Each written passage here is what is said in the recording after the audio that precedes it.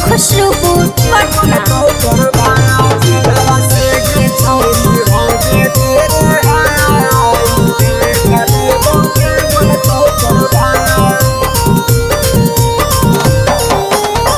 झूठो मूठो के छौड़ी धारा लगइनी गे, थाना पुलिस कोर्ट कचहरी दौड़इनी गे।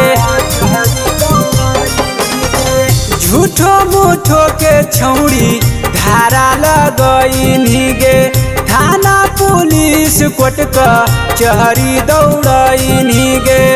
तो हमारा बुझे है नहीं दोसर यार, जेलवा से गे छौड़ी हो बे दे रे हाई। देख ले बहू के बोलतो तोर भाई, जेलवा से गे छौड़ी हो बे दे रे हाई। देख ले बहू के बोलतो तोर भाई, देख ले बहू के बोलतो तोर भाई।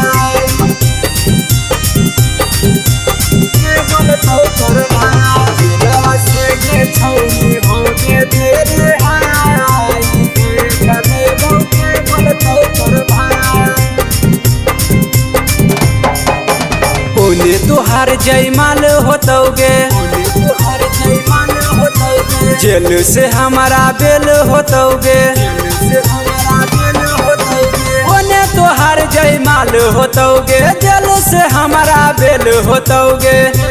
जय रे जय बहू कर देबौ हम बौछार, जिलावा से गे छौड़ी होबे दे रे हाई। देख ले बहू के बोलतो तोर भाई, जिलावा से गे छौड़ी होबे दे रे हाई। देख ले बहू के बोलतो तोर भाई, देख ले बहू के बोलतो तोर भाई।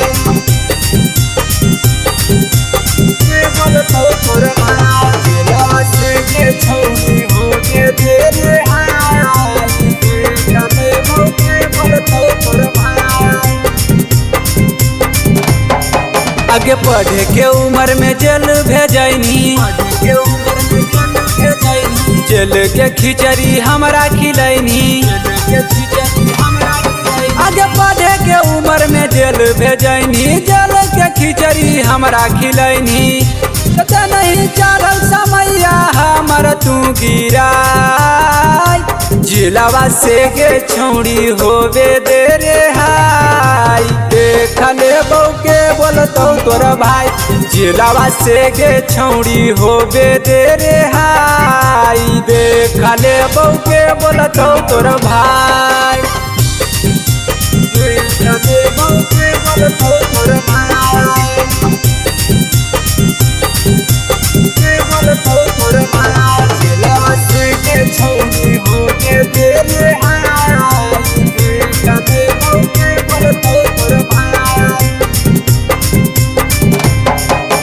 झूठो मूठो के अपराधी बनैनी,